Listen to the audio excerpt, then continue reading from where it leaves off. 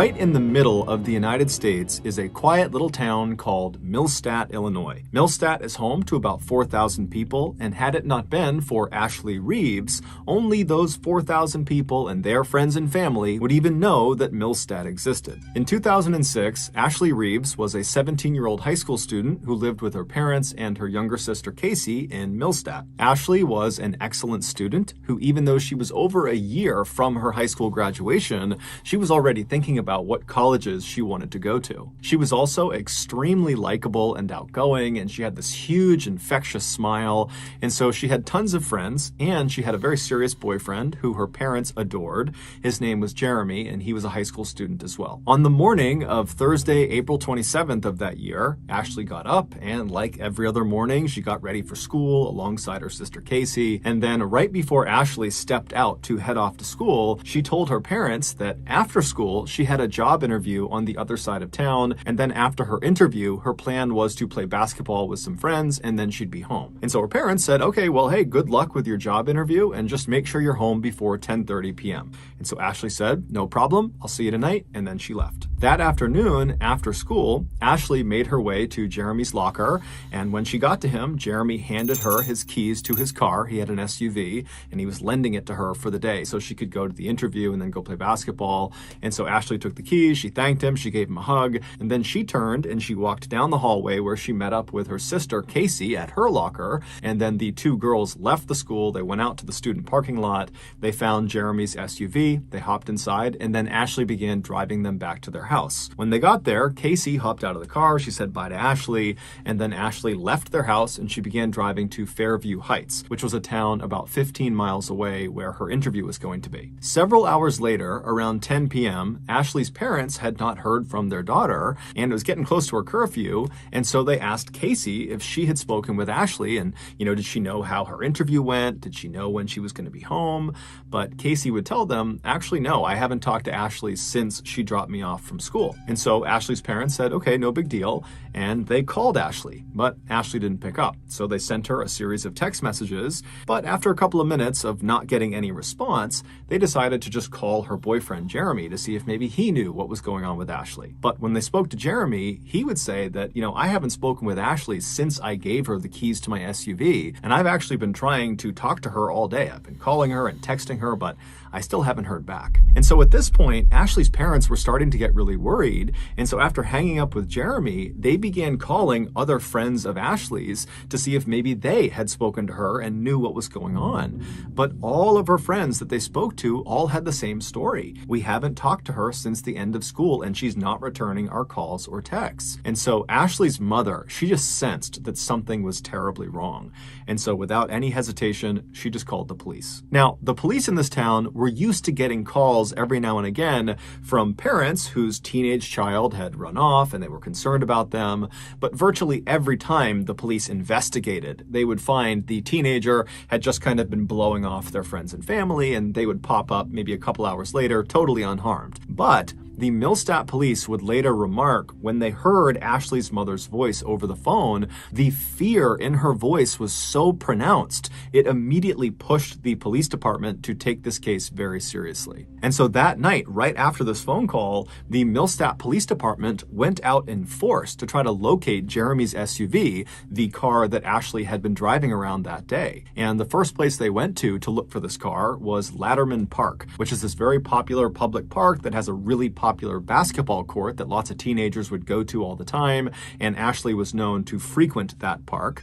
And this park was located about halfway between Fairview Heights, where her interview was, and Millstadt, where she lived. And so they go to Latterman Park, and right away, sitting in the parking lot, they find Jeremy's SUV. But Ashley is not in the car, she's nowhere near the car, and when they searched the car, there was nothing of significance inside of it. There was just some of Ashley's clothes lying around. The police would spend all night and well into the morning combing Latterman Park looking for any sign of Ashley, but there wasn't one. And so as the sun came up and the police were nowhere closer to finding this girl, they began to suspect that, perhaps foul play was involved. And so the first person they hauled in for questioning was Ashley's boyfriend, Jeremy. But as soon as he sat in the interrogation room, he demonstrated a real concern for Ashley. He had a rock-solid alibi, and he basically was an open book. And so they quickly ruled him out as a suspect. And then the police basically began hauling in all of Ashley's friends and acquaintances and family members, basically anybody that knew her. They were bringing them into the station to find out if they knew anything that could help them figure out where Ashley was. And more specifically, the police were really looking to see if any of these people were hiding something. And sure enough, a few of the friends that were brought in were. According to a few of Ashley's closest friends, Ashley was in not one, but two romantic relationships. One was the public relationship she had with Jeremy, and the other was a secret relationship that was actually illegal. In order to hide this forbidden second relationship, Ashley would tell her family and her friends that she was going to the park to play basketball, when in reality, she was going to the park to meet up with this secret second partner. And the day before, when Ashley went missing, her friends told police that that was the exact reason she was going to Latterman Park. The police got the name of this secret person from Ashley's friends. His name was Sam Shelton, and the police tracked him down. When they found him, he was at a baseball practice, but the police didn't care. They marched right onto the baseball diamond, and they grabbed Sam, and they brought him back to the police station. And then when he got there, they sat him down in the interrogation room, and he's still wearing his baseball uniform, and they ask him about his relationship with Ashley.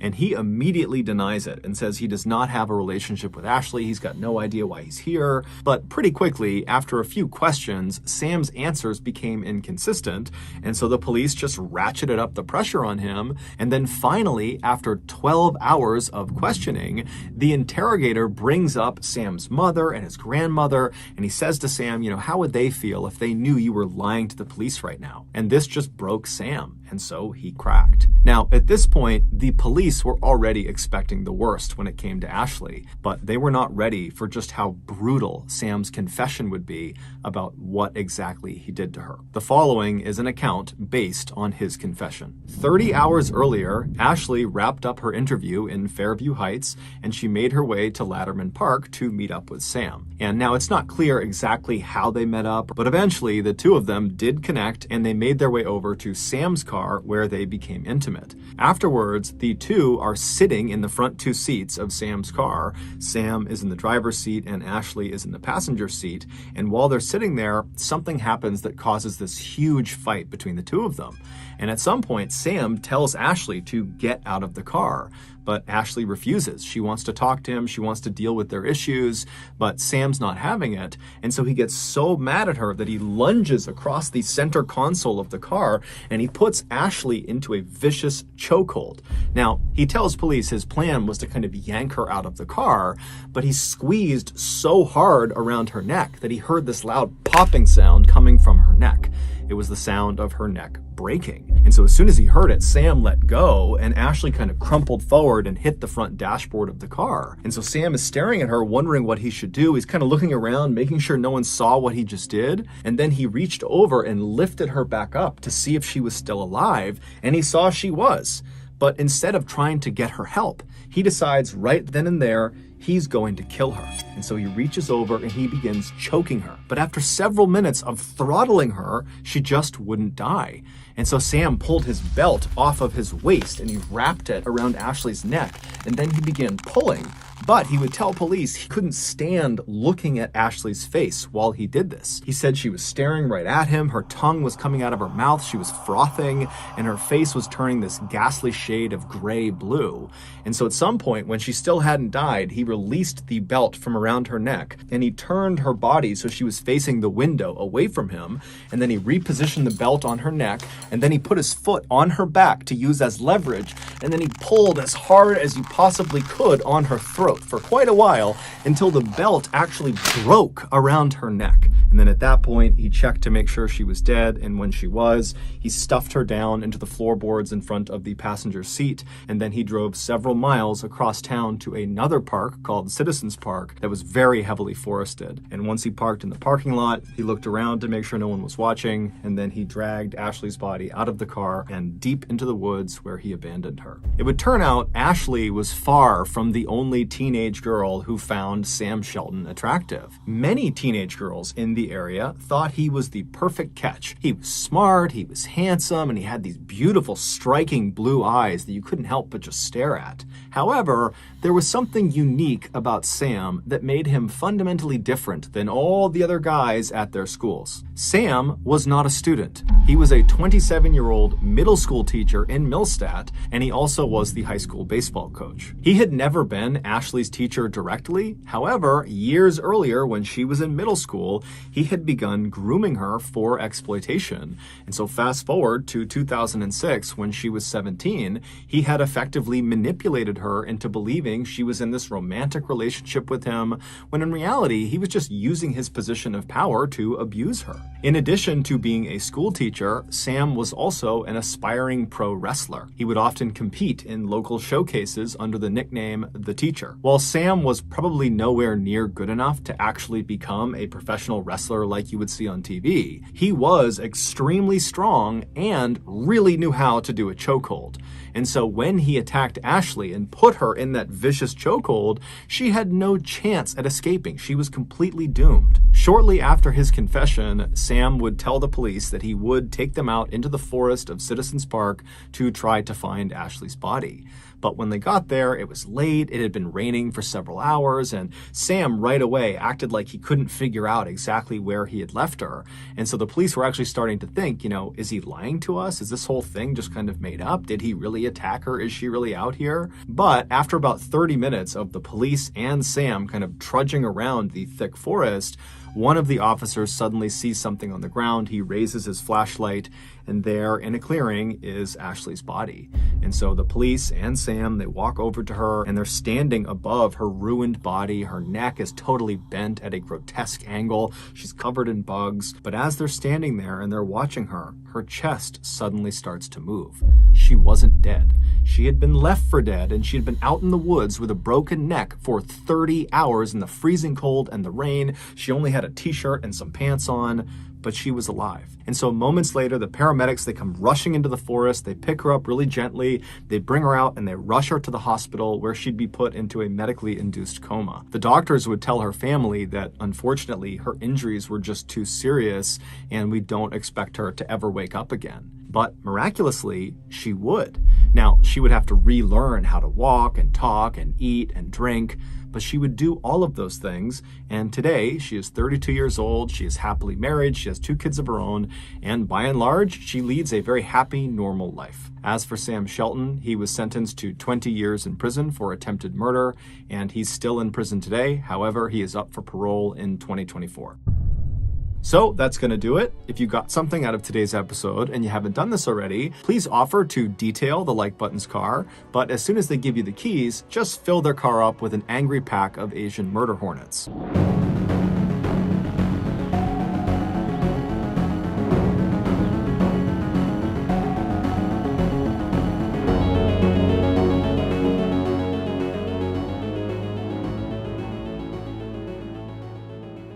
In Nigeria, motorcycle taxi drivers are called Okadas, and in Ibadan, which is one of Nigeria's biggest cities, home to 3.5 million people, there are a lot of Okadas. However, despite their massive numbers, these Ibadan Okadas are actually a fairly tight-knit community made up primarily of young men. And so in early 2014, when 2 of these Okadas went missing, the community immediately found out about it and was really concerned. And when the police did not appear to be doing much to actually go out and find these 2 guys, the community of Okadas decided to launch a search of their own. Basically, as they went about their day, driving around the city, dropping fares off, all of these Okadas would be going down side streets and looking in back alleys and checking all over the city for their missing members. But despite their best efforts, they never could find them. Then, on March 22nd of that year, a 3rd Ibadan Okada vanished. He was a young man named Lanre Sidiku, and unlike the other 2 riders who went missing while they were at home, Lanre went missing while he was working. Lanre was part of a group of Okadas within the city who all kind of met up on the same city street, and that's where they stayed throughout the course of their day, trying to wave down fares as they came up. And so everyone in that meetup point all knew each other, and so they all knew Lanre.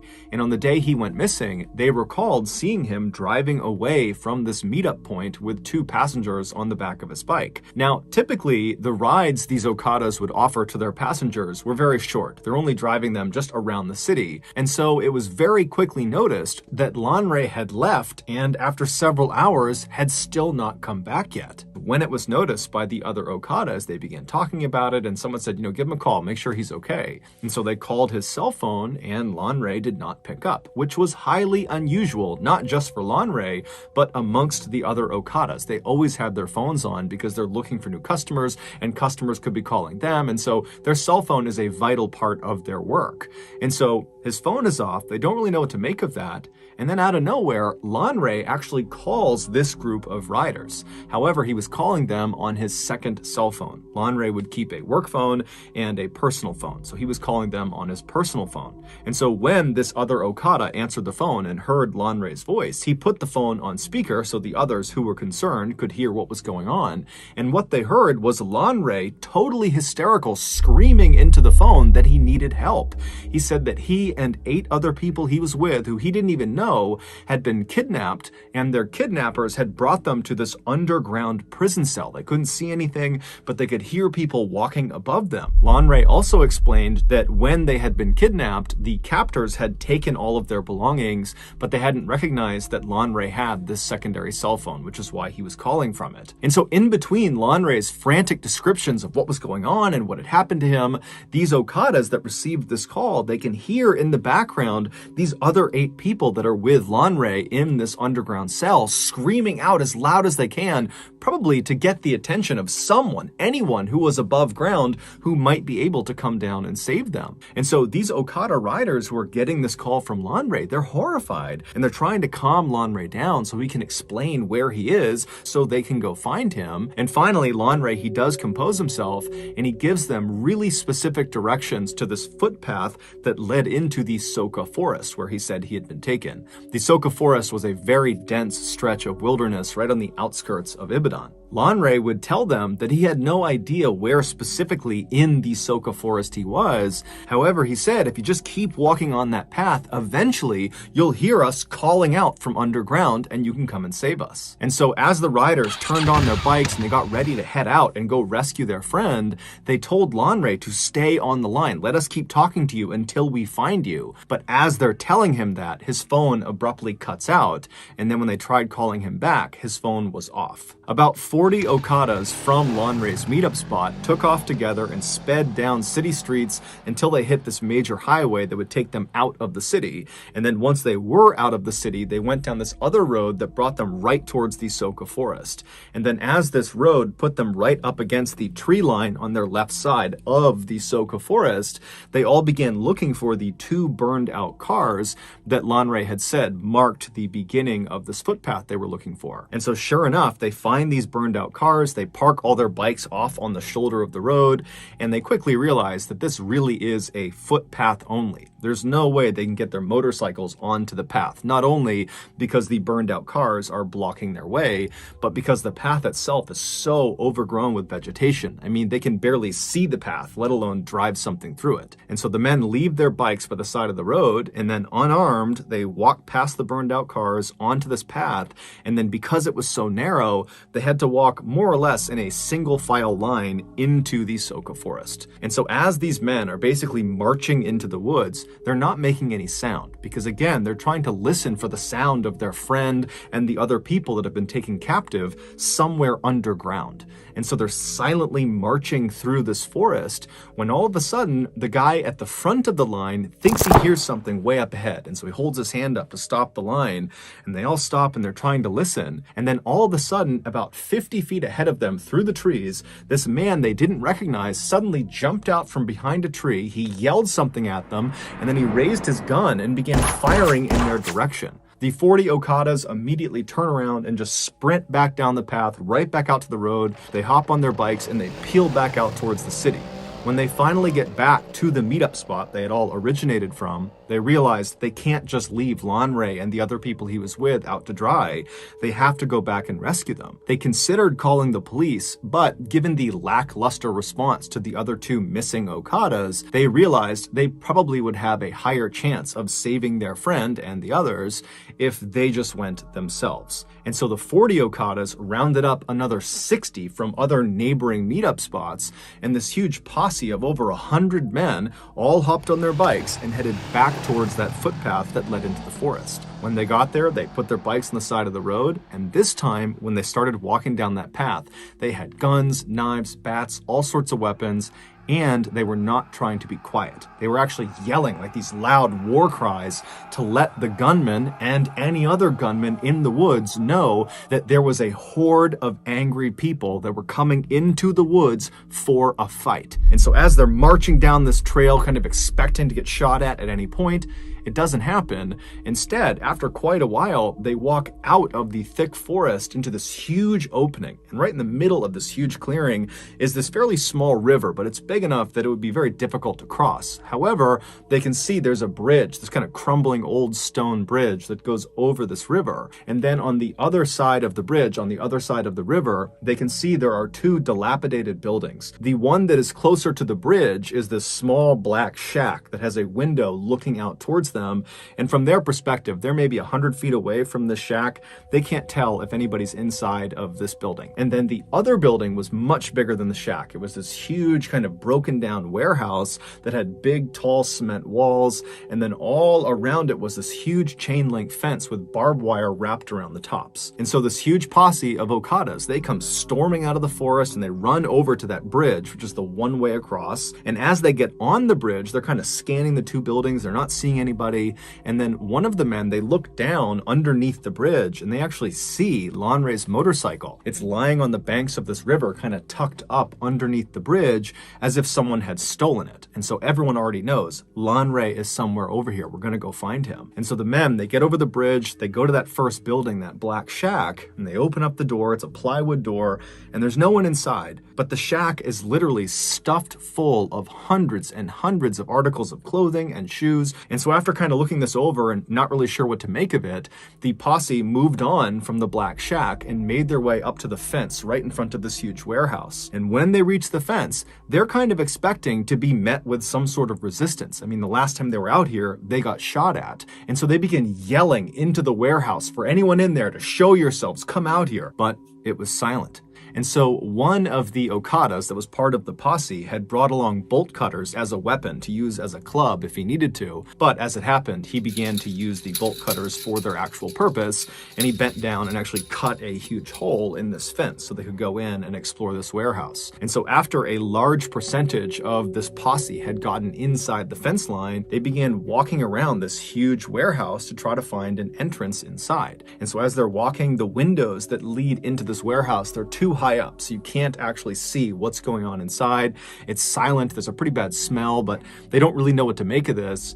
They walk around the structure, and when they get to the very back, they find an entrance. All it is this big rusted piece of tin metal, like sheet metal, that's propped up against a gap in the walls of the warehouse. And so one of the Okadas grabs this piece of metal and he pushes it out of the way. And then as soon as he did that, a few other Okadas quickly stepped through the threshold into the warehouse, preparing themselves to have to fight potentially if there are gunmen or anybody else inside that might want to do them harm. But as soon as they see what is inside of this warehouse, they immediately lower their weapons and just stare in abject horror. According to the locals who lived actually in the forest relatively near where this warehouse was, they said there was actually another way to get to this particular area, to get to the warehouse. There was another path that was very rough, but it was big enough for one vehicle that came in from the other direction.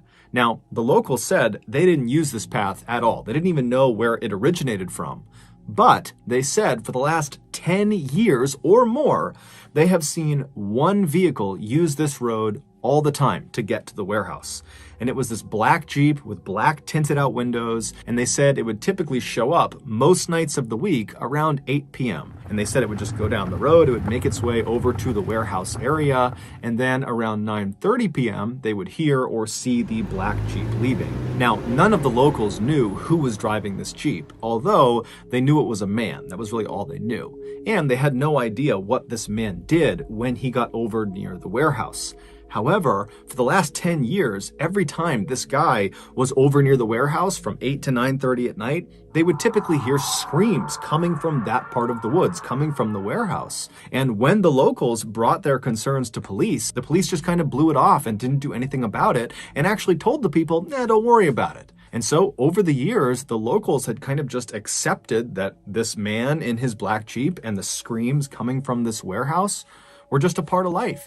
And so no one even reported it anymore. Had the police followed up on the locals' concerns about this Jeep and the screams, they would have discovered that that warehouse was actually a storage facility for a very in-demand and very illegal product. And that man who drove that black Jeep, he would take this illegal product and he would bring it back with him in batches and he would sell it on the black market. When this posse of 100 plus Okadas pulled that metal door aside and they stepped into the warehouse, they were not met with any resistance. Anyone that had been there, any other gunmen or guards or anything like that, they had fled when they heard the sound of this massive posse whooping and yelling on their way in.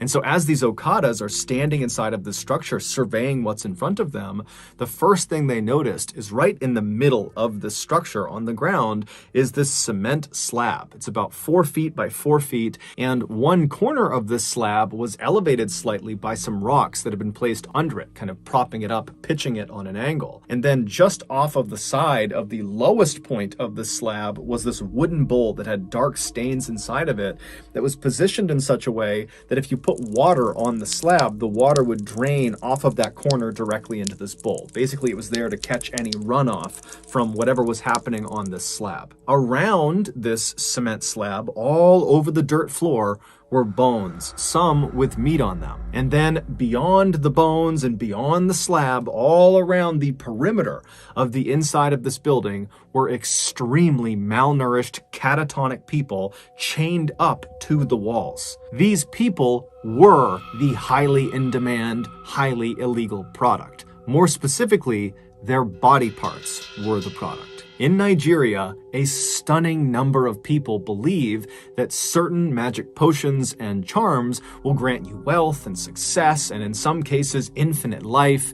But the catch is, the herbalists who will perform the magical rituals and give these potions and charms to people that pay for them, they often require human body parts for them to work. And so human body part factories, like this warehouse in Soka Forest, were established in order to meet the high demand of people that needed these parts. And so the way it's believed it worked at the Soka Forest warehouse was the man in the black Jeep. He would get orders from people that wanted specific body parts for their magical potions and charms and whatever else they needed, and he would make a list of those parts, and then at 8 p.m. he would show up at the warehouse and he would communicate with the people that worked at that warehouse, and they would determine out of all the captives they had who had the parts they needed. And then after figuring out which captives were going to be used that night, they would go into the main section of the warehouse, and one by one they would unchain these people, they would drag them to the center of the room, and in full view of all the other captives,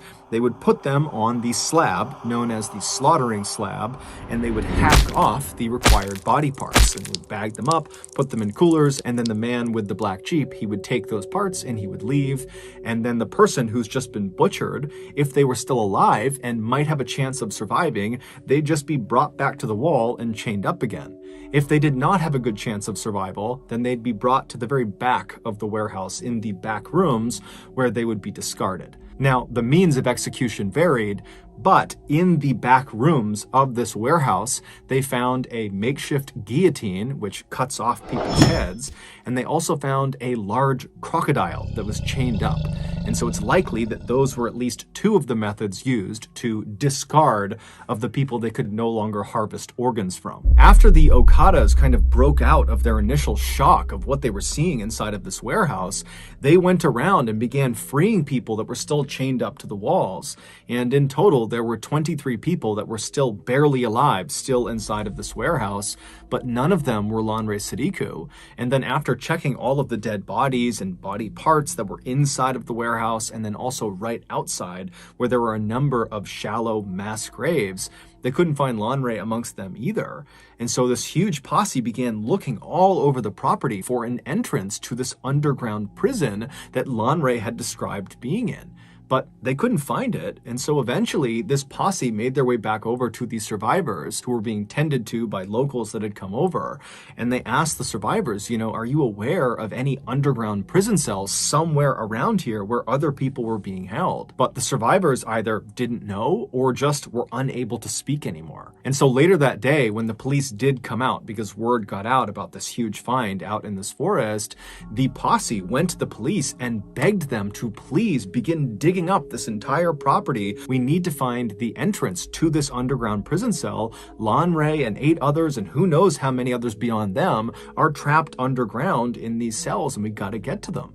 But the police just kind of refused and immediately just demolished the warehouse. And then after kind of cordoning off that area for a couple of days, the police basically just left and stopped caring about it altogether. And so the Okadas once again came together as a community and would spend the next several weeks going back out to this forest and just manually began digging up all over this entire property in hopes of finding their friend and the rest of these people that were trapped underground.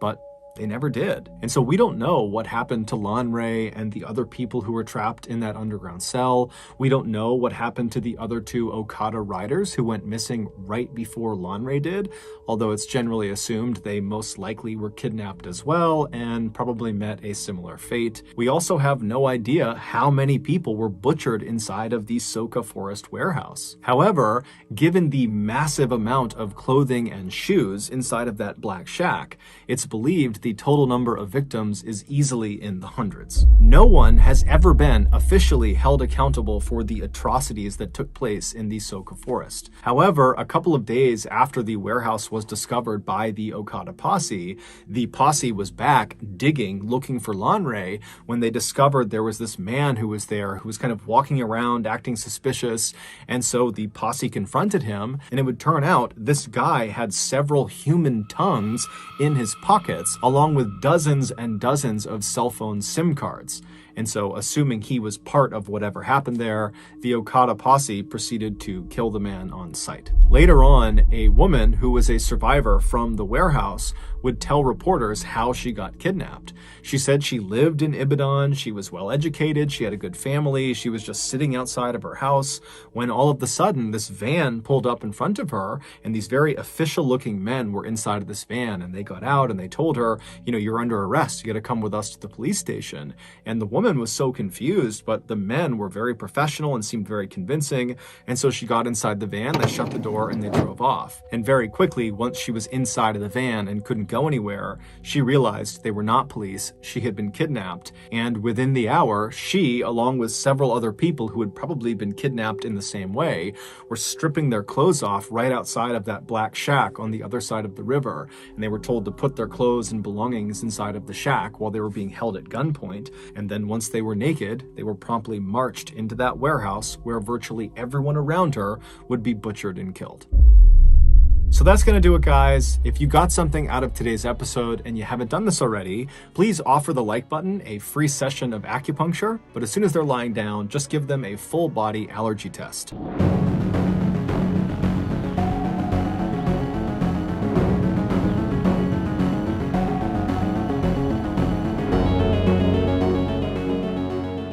Cranbrook, which is a small snowy town in British Columbia, Canada, used to be a place no one had heard of. Then Isaiah Otieno changed that. In 2006, an 18-year-old smiling young man named Isaiah Otieno stepped off of a plane in Cranbrook and began making his way toward the baggage claim. As he walked, everyone in the airport stopped and stared up at him. Isaiah was 6'9" tall, and he was from Kenya, making him easily one of the most unique people in all of Cranbrook. Isaiah, who was the son of a Kenyan politician, had worked really hard to earn his slot at the local university, called the College of the Rockies. His plan was to use that degree to get a great job so he could help support his family back in Nairobi. Not long after the first semester of Isaiah's freshman year had started, he was not only flourishing academically, but also socially. His big smile and his charm and his incredibly good manners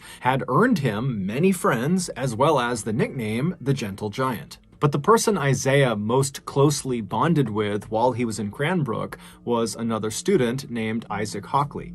Isaac, in addition to being a student at the College of the Rockies, was also a passionate photographer and actually worked part-time for the local newspaper as a freelance photographer. Isaac and Isaiah had briefly met in late 2006 at their campus's billiard halls when they were both playing pool, but that interaction had not made them friends.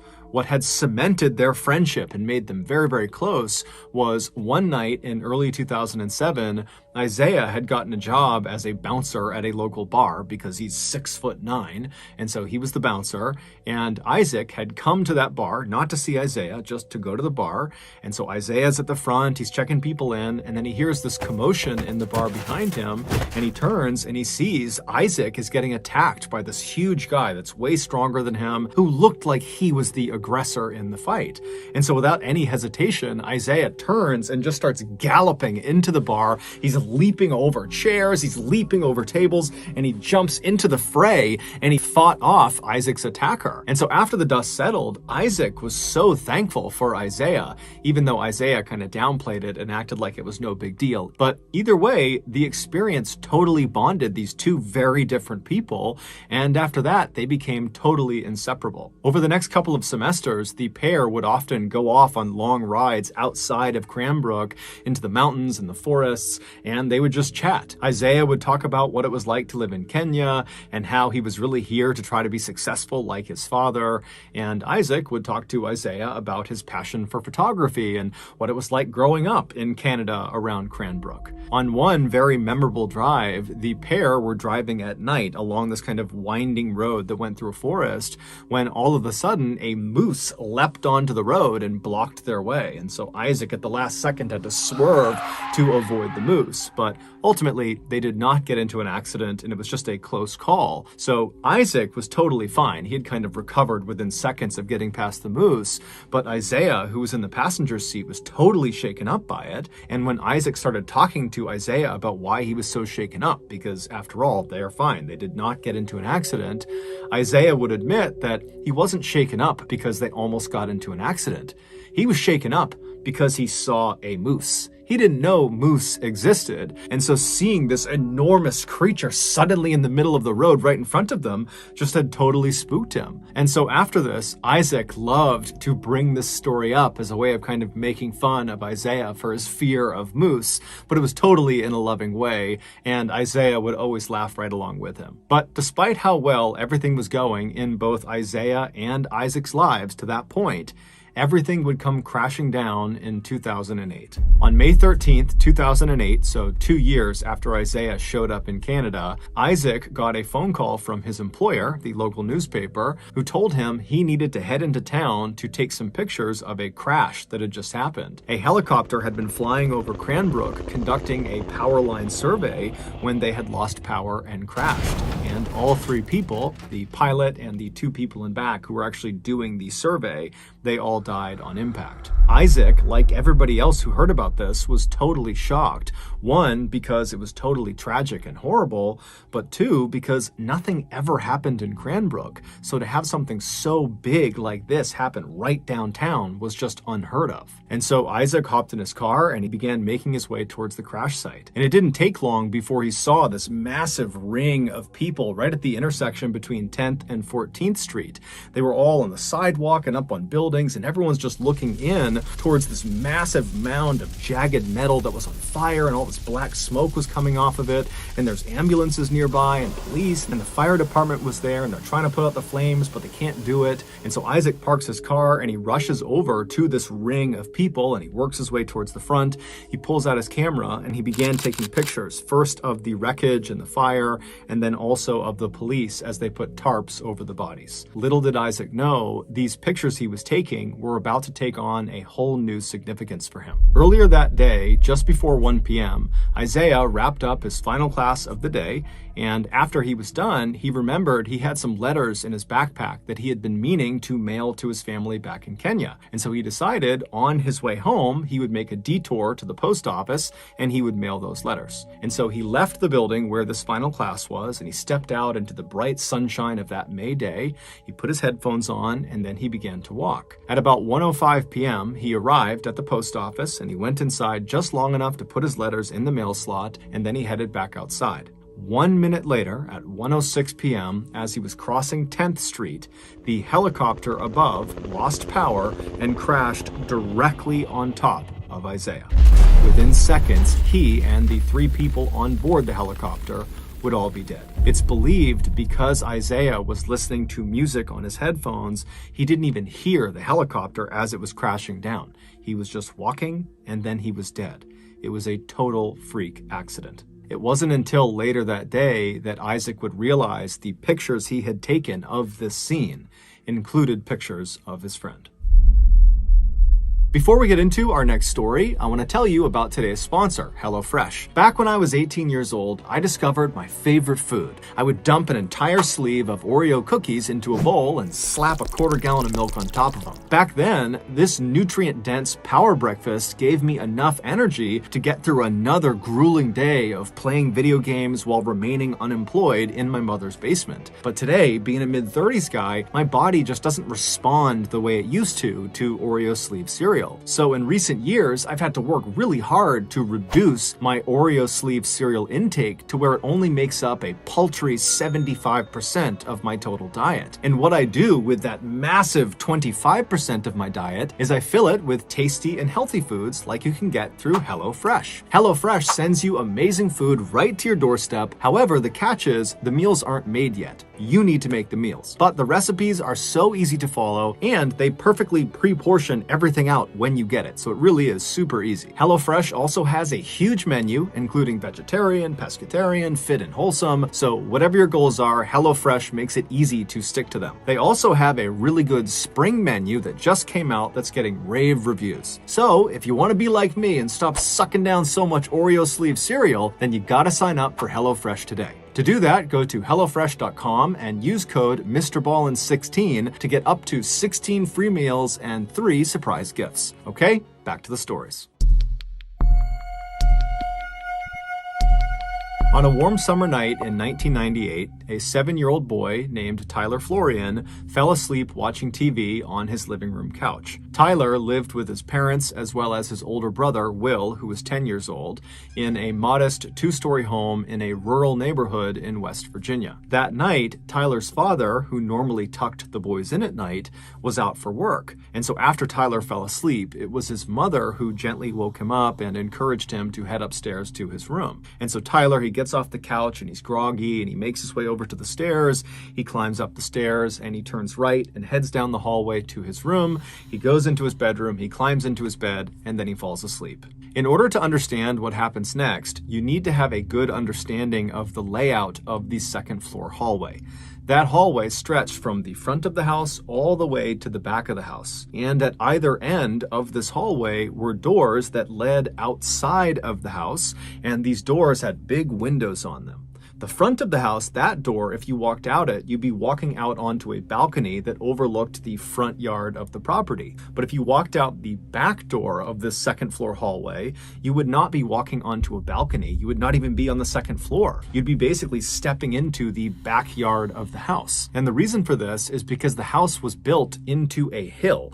And so the back half of the house is literally underground. It's in the hill. And so there is no door on the lower half of the house. because there's just earth behind the door. And so it's that second floor doorway at the end of the hall that serves as kind of like the exit to the backyard of the house. So with that in mind, Tyler, he gets upstairs, he goes to his bedroom, which is towards the front half of this hallway, and he falls asleep. And then only about an hour after falling asleep, he wakes up to the sound of someone using the bathroom. Tyler's bedroom was positioned right across the hall from the bathroom, and his door was open. And so Tyler's laying on his bed, he opens his eyes, and he's looking through his open door at the bathroom. And the bathroom, the door is shut, but he can see there's light coming out from underneath the bottom of the door, so he knows someone's in there. And so Tyler's just laying there watching whoever is in there. He's assuming it's his brother, who has a habit of going to the bathroom in the middle of the night. And so he's just kind of watching, and then at some point he hears the flick of the light as it's turned off, and he sees the light disappear from inside of the bathroom.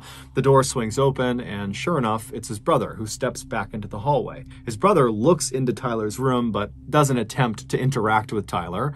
Instead, Will just turns and walks back down the hallway towards his bedroom. And so as Tyler is listening to the sound of his brother's footsteps fade down the hallway, he closes his eyes again and prepares to go back to sleep. But as he's laying there with his eyes closed, he can tell that his brother has stopped short of his bedroom and has turned around and is now walking back up the hallway towards the bathroom and towards Tyler's room. And so Tyler opens his eyes again because he knows his brother is about to be right in front of his bedroom, and he's thinking, okay, maybe he forgot something in the bathroom. And so Tyler decides to just watch to see what his brother does. And so sure enough, Will walks all the way up until he's standing right in front of Tyler's open door. But instead of going into the bathroom, Will walks into Tyler's room. And right away, Tyler sits up and says, hey, what are you doing? What's going on? And his brother, he pauses for a second and he begins to say something that sounds like he saw something out there, but he's hesitant. He doesn't really know how he wants to frame the thing he wants to say. And so Tyler's like, come on, what are you doing? It's the middle of the night. What's going on? And finally, Will just blurts out, I keep seeing a man wearing stripes at the end of the hallway. And so Tyler, he hears this and he can't compute what he's being told. And so he just says, what? What are you talking about, Will? What did you see in the hallway? And Will would say again, I keep seeing a man wearing stripes at the end of the hallway. I've seen him a couple times in the last couple of days. I go to the bathroom, and then when I start walking back, I see him outside the back door in our backyard. And so Tyler is so scared because his brother does not sound like he's making a joke. His brother sounds like he's telling the truth. And just the fact that his brother can't quite find the words to describe what he saw made it seem even more real. And so Tyler, he gets out of bed and he says, Will, we gotta go tell Mom. But that required going into the hallway and going down the hall towards where apparently this man in stripes was to get to their mother's bedroom. And so Will, who initially was not that scared of this man in stripes he had seen, was now starting to get pretty panicked in seeing Tyler's reaction to this. And so Will tells Tyler, stay right there, stay in the room. And so Will, he kind of peeks back into the hallway and he looks all the way down, and there is no man in stripes anymore. There's no one in the hall. And so he tells Tyler, the coast is clear, and the two of them run down the hallway all the way right in front of that door that leads into the back of the property where the man in stripes was, and they turn left and they go into their parents' bedroom where just their mother was because their father was out of town. And so they charge in there, they wake their mom up, and they're talking over each other, trying to communicate to their mom that there was a ghost, that there was an intruder, that there was something bad happening around their house. And so finally their mom just tells them to be quiet, and she says, okay, boys, sit on the bed, I'm gonna go have a look around the house. And so the two boys do as they're told. They sit on the bed, and their mom leaves the bedroom. She goes into the hallway, and she looks immediately to her left where the man in stripes supposedly was, and she doesn't see anything. She just looks out into their backyard. There's nothing there. She looks down the other direction, out the front of the house, doesn't see anything. She walks all around the house. She goes outside. She looks everywhere, but she doesn't see anyone or anything. And so eventually she comes back inside the house. She goes up to the second floor. She goes back to her bedroom, and she tells her boys, look, you probably just spooked yourselves. There is no man in stripes. You're totally safe. You're totally fine. just go back to bed. You probably just imagined whatever you saw. And so Will, who was the one who saw the man in stripes, was very quick to accept his mother's answer. It actually seemed like it was a relief to have somebody tell him that what you had seen wasn't real. And so he very happily went back to his bed and he fell asleep. But Tyler, who had not seen the man in stripes, but had a very intense reaction to hearing his brother describe it, could not accept his mother's answer. It just totally freaked him out because his brother was always joking around about stuff, but this did not feel like a joke. This felt very, very real. But over the course of the next couple of days, weeks, months, years, Will never claimed to see the man in stripes again, and so pretty quickly, Tyler forgot about it. Fast forward 11 years to 2009, so Tyler is now 18 years old, and he and his mom were out in the car running some errands. And as they're driving around, they were just chatting about all sorts of different things, and at some point, they began talking about one of their beloved family pets, a dog named Max that they had when Tyler was really young. And so as they're kind of swapping stories about all the goofy things that this dog did, Tyler's mom suddenly says, "Hey, Tyler, do you remember the time that I opened the front door to let the cops into the house and Max came bounding into the house and he went right into the kitchen and he ripped open all the food?" And Tyler's looking at his mom like, "Wait, when did the cops come to our house? When did you open the door to let the cops come into our house?" And as soon as Tyler said this to his mom looked at him as if she had just given away something she hadn't meant to. And then she kind of relaxed and said, "You know what? I never got around to telling you. Now that I'm thinking about it, you and your brother were asleep and you didn't even know this happened.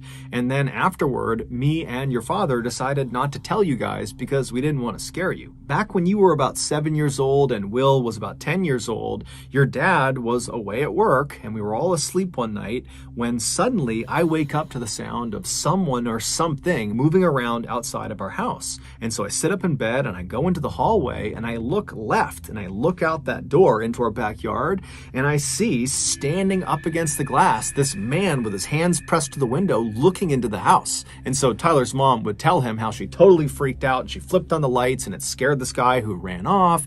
And then she called the police and then the police showed up and that's when their dog Max came bounding inside and shredded the bag of food.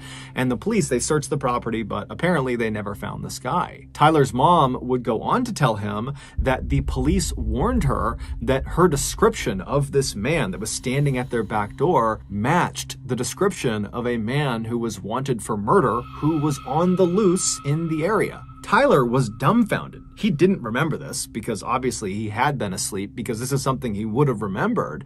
And so he had so many questions about this whole situation. But the first question he asked his mom was, well, what did he look like?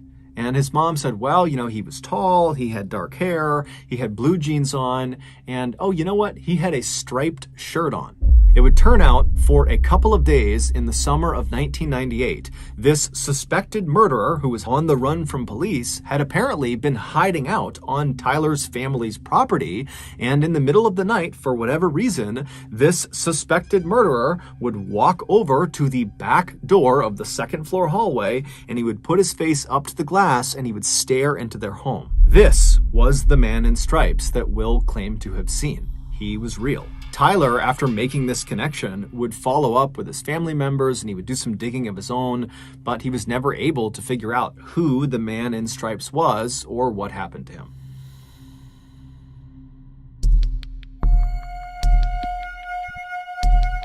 In 2012, a 22-year-old woman named Simone was living in a small winemaking village called Rüdesheim am Rhein, which is located in southwestern Germany. This village is strikingly beautiful. It's full of quaint European homes, and there's lots of rolling green hills with vineyards as far as the eye can see, and the village sits right on the banks of the Rhine River. Simone had grown up in this picturesque village, and she had loved it, but this was going to be her last summer before she left and headed off to New York City to start the next chapter of her life. And while she was excited about that, she was also kind of sad because this village and everybody inside of it were the only things she had ever known. And so the idea of leaving them behind just seemed very strange to her. But instead of focusing on the kind of growing anxiety around her imminent departure from Germany, she focused on what she would be doing that summer while she was still in Germany. Some of Simone's fondest memories of her childhood were of her time spent at summer camp. And this summer camp was located in this forest that was not far from her village. And every summer in July, Simone, along with about 200 other kids from her village and from neighboring villages,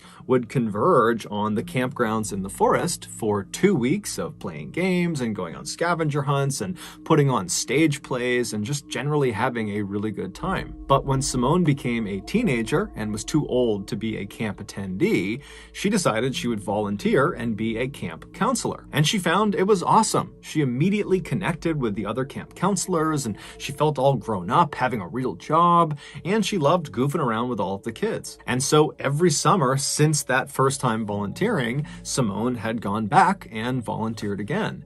And this summer was no different. So in mid-July of that year, Simone packed up her things and she headed off to the forest. The way this camp worked was the 200 plus kids that were attending the camp, they would get dropped off in the mornings each day by their parents, and they'd play and run around all day. And then in the late afternoon, their parents would come back and pick them up. So none of the kids were sleeping over at the camp during these 2 weeks. However, the 30 plus counselors, they would just stay at the camp for the full 2 weeks. They would just sleep in tents out in the forest. Technically, the reason they did this was to make sure they had enough time in the morning to prep the campgrounds for the kids, and then also in the evenings to have enough time to clean up and kind of have it ready for the next day. But in reality, Simone and the other counselors all knew that the camping out in the forest was the best part of the volunteer experience. After all the kids went home for the night, all of the counselors would finish up all of their duties and then rush off into the forest where their tents were and where there was a fire pit, and they would have some beers and wine because the legal drinking age in Germany is actually 16. So all these counselors are having a couple of drinks, and then before long they'd be laughing and telling stories and just generally having a great time. So that July in 2012, Simone and the other counselors arrived at the campgrounds a day early, and they caught up with each other and they prepared the campground. And then the next morning, all the kids showed up and everything went off without a hitch. And then that afternoon, after all the kids had been picked up by their parents, Simone and the other counselors rushed to finish up all their duties and then headed off into the woods to enjoy their first night hanging out together. After a couple of beers had been passed around the campfire, everybody was in good spirits and laughing and telling stories.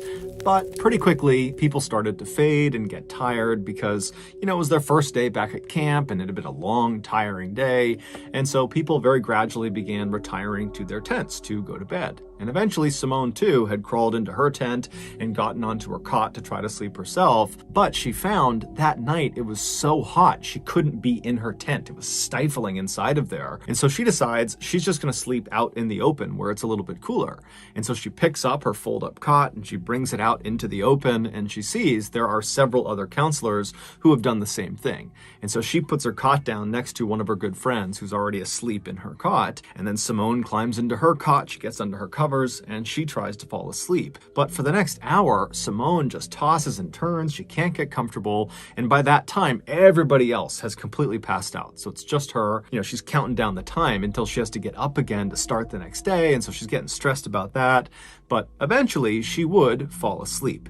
However, she would immediately be thrust into one of the most visceral and intense nightmares she had ever had in her entire life. In her dream, she opens her eyes and she looks out in front of her, and it's this desert city, and there are hundreds of people all in front of her, just standing there looking up at her. And then she notices on her left and on her right are these two men, these big, huge men that are both working on something behind her. She doesn't really know what it is, but they're obviously busy doing something.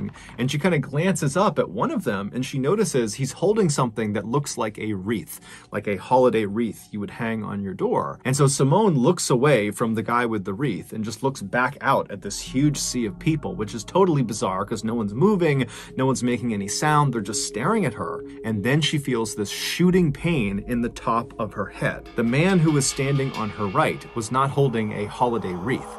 He was holding a crown of thorns, and now he, along with the guy on the other side of her, were working together to press this crown of thorns into her head. And so Simone is feeling the thorns being pressed deeper and deeper into her scalp, and she tries to fight them off, but she realizes she can't move. She can't even turn her head to look at them. She can only see them out of her periphery vision. And then she tries to scream out for help to someone in the crowd to come help her, but when she opens her mouth, no sound comes out. And so as she's sitting there, all she can do is stare straight out ahead of her as the pressure of these thorns are driven deeper and deeper into her skin. And then at some point, blood begins dripping down in front of her eyes, and around that point, the pain became so blinding, so awful, that it woke her up. And as soon as she woke up, she shot up and she reached for her head to make sure there was no crown of thorns on her. And as she's doing that, she's thinking, okay, phew, it was just a dream. That was just a horrible dream. I'm in this forest. I'm good. I'm safe. And as she's kind of patting on her head, she's realizing her head is wet. And as she's touching her head, she's realizing it hurts. There's a stinging pain in her head. And then she realizes it's not just a stinging pain, it's a throbbing, intense pain all over her head. And so as she's kind of having this realization that her dream is now kind of segued into her real life, she looks out ahead of her and she sees off in the distance in the tree line, something is running through the woods. She can't tell who or what it is, but she makes a mental note that there is someone running away from them. But this pain in her head has gotten so intense that she can't focus on anything else. She can only focus on the pain. And as she's thinking about how much her head hurts, she screams in pain. And the girl who was laying next to her that had been asleep, she wakes up to the sound of the scream, but it's totally pitch black. She has no idea what's going on with Simone. And so this girl, she sits up and she's trying to get Simone to tell her what's going on, but Simone has no idea. She's totally frantic. She can't really make sense of what's happening. And so this friend, she reaches down and she picks up a flashlight, she turns it on, and she aims the light at Simone, illuminating her head. And when this friend sees Simone's head, she starts to scream. Seconds later, the rest of the counselors that had been sleeping out were awake, and they were rushing Simone, who was now shaking and vomiting, over to one of the staff vans. And then 15 minutes later, they had driven her to the emergency room. It would turn out, after Simone had finally fallen asleep and she began having that really intense dream about a crown of thorns being dug into her scalp, well, in reality, something was digging into her scalp and it was kind of manifesting itself in her dream. And what was digging into her scalp was the jaws of a fox. This fox had snuck into the campsite and walked right up behind Simone and just started eating her head. And amazingly, it did not wake Simone up right away. And so this fox got 20 or so serious bites out of Simone's head before she shot up and scared it away. And so almost certainly what Simone saw running away from her in that quick moment was the fox. Doctors were able to save Simone and stitch her head back together, and they were even able to hide all of the scars in her hairline so you can't even see them. But despite her being physically okay today, psychologically, this was a very traumatizing event. Not only does she refuse now to go into any forest, whether it's day or night, but she also periodically still gets phantom pains in her scalp that feels like the fox is biting her head all over again. So that's going to do it, guys. If you got something out of today's episode and you haven't done this already, please spend a nice long day at the beach and then afterwards make a special trip to the Like Button's house so you can shake your towel off directly into one of their open windows.